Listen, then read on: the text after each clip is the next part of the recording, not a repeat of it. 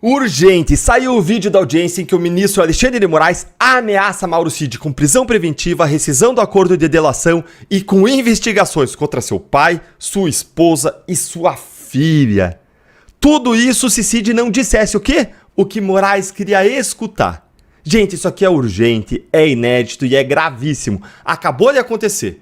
Depois das críticas pesadas que a gente fez ontem e hoje, contra aquele sigilo dos vídeos dos depoimentos do Mauro Cid, contra a falta de transparência do Supremo, o ministro hoje voltou atrás. Ele recuou e os vídeos foram liberados, e o vídeo dele ameaçando o Mauro Cid é simplesmente assustador. Assiste aqui agora comigo, vou passar para vocês agorinha mesmo, e depois eu vou reagir a esse vídeo, te mostrando os 3 grandes problemas que tornam esse vídeo inacreditável. Olha aí comigo. Porque essa audiência foi convocada como mais uma tentativa de permitir ao colaborador que preste as informações verdadeiras. Já há o pedido da Polícia Federal, já há o parecer favorável da Procuradoria-Geral da República pela imediata decretação da prisão, do retorno à prisão do colaborador. Então, aqui é importante...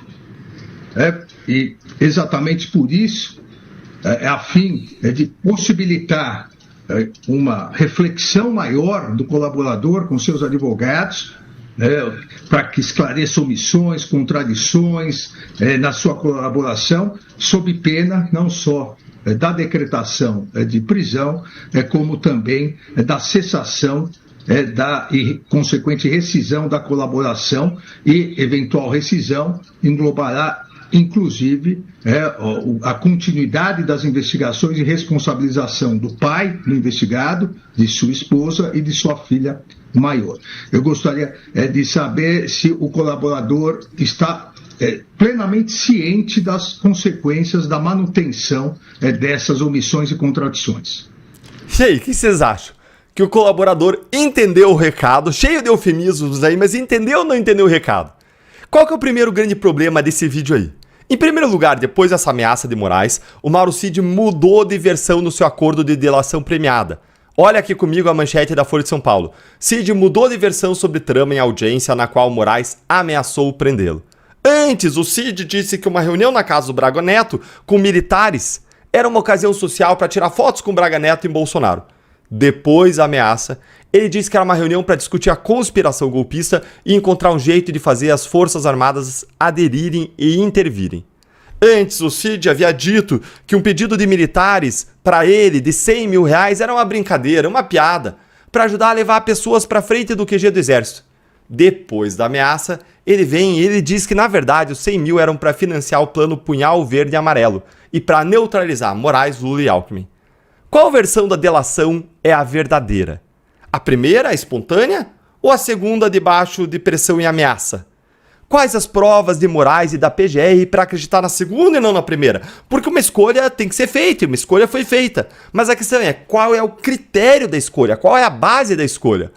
Vamos lembrar que vazaram áudios espontâneos do Mauro Cid, olha aí na tela, que ele dizia que colocaram palavras na boca dele e que a PF tinha a narrativa pronta. E só queria que ele confirmasse aquela narrativa pronta. Por que então que se dá crédito à segunda versão do Mauro Cid, não espontânea, em que o Mauro Cid coloca agora esses fatos que antes eram inocentes num contexto de golpe? Qual o critério para escolher entre as duas versões? Você concorda com esses meus questionamentos? Você concorda que a PGR e o STF têm de dever de esclarecer isso? Se sim, curte com força o vídeo e vamos para o segundo grande problema. Assiste aqui comigo a esse vídeo do ministro Gilmar Mendes. As pessoas só eram soltas, ministro Fachin, liberadas depois de confessarem. E fazer acordo de leniência. Isto é uma vergonha e nós não podemos ter esse tipo de ônus. Coisa de pervertidos. Claramente se tratava de prática de tortura. Porque as pessoas só eram soltas, ministro Fachin, liberadas depois de confessarem. E fazer acordo de leniência. Isto é uma vergonha e nós não podemos ter esse tipo de ônus. Coisa de pervertidos. Claramente se tratava de prática de tortura. Gente, passei até 2 vezes aí porque é absurdo demais. Um comportamento da Lava Jato 1000 vezes mais leve do que o do ministro Alexandre de Moraes foi descrito lá atrás pelo Gilmar Mendes durante toda a Lava Jato como prática de tortura. Coisa de pervertidos. Gente, algo 1000 vezes menos grave do que o Alexandre de Moraes fez. Dias Toffoli chamava isso de pau de arara do século XXI. Você lembra dessa? Os advogados do Prerrogativas diziam que o que existia na Lava Jato era prender para delatar. Isso era tortura. E aí? Isso que o Moraes fez é tortura ou não, ministro Gilmar Mendes? Isso aqui é crítico porque Gilmar tem que esclarecer. Ou era tortura e estava errado lá atrás na Lava Jato, e está 1000 vezes mais errado aqui agora, e o STF vai anular toda a delação do Mauro Cid, ou então não era tortura, estava certo na Lava Jato, que não fez nada de errado. E aí o ministro Gilmar vai ter que achar algum jeito de defender o que o Moraes fez nesses últimos meses, que é bem pior do que a Lava Jato fez. Mas tem um detalhe, a Lava Jato inteira foi anulada por conta de argumentos como esse do Gilmar que eu mostrei pra vocês. Então, se estava certo, a Lava Jato inteira tem que ser desanulada, tem que ser restaurada, tem que voltar a Lava Jato com força, prender todo mundo, bloquear o dinheiro dos criminosos, prosseguir com as investigações. O ministro Alexandre de Moraes, que fez essa ameaça ao Mauro Cid, é o ministro do mesmo Supremo que desmontou a Lava Jato, dizendo que lá se praticava tortura.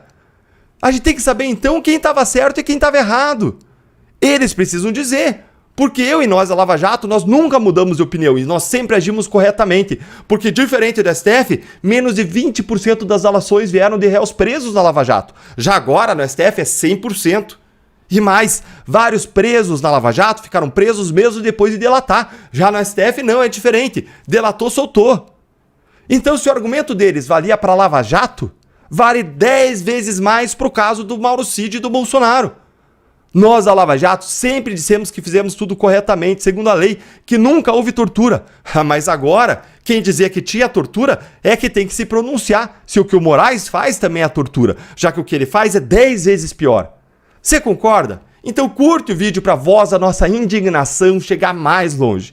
E o terceiro grande problema, qual que é? Gente, o Moraes ele tá pedindo pro Cid confessar um plano em que o Moraes era a própria vítima. O Moraes era a própria vítima do plano Punhal Verde e Amarelo, que foi objeto da mudança de versão do Mauro Cid. Ou seja, o Moraes ele tá ameaçando prender o delator se o delator não confessar o plano para matar o próprio Moraes. Isso é surreal. O impedimento, a suspeição do Moraes são mais do que claras. Isso reforça esse absurdo. É como o cara que foi roubado chegar no fórum, na hora do julgamento, ele pede licença para o juiz, diz sai aí do banco de juiz, senta na cadeira do juiz e dá a sentença. Não tem qualquer coisa que lembre imparcialidade aí. E aí eles anularam a Lava Jato, porque o Moro que era suspeito, que era parcial, né? Veja a hipocrisia deles. Você concorda comigo? Então curte o vídeo e presta atenção aqui, os métodos da Lava Jato nunca foram ilegais.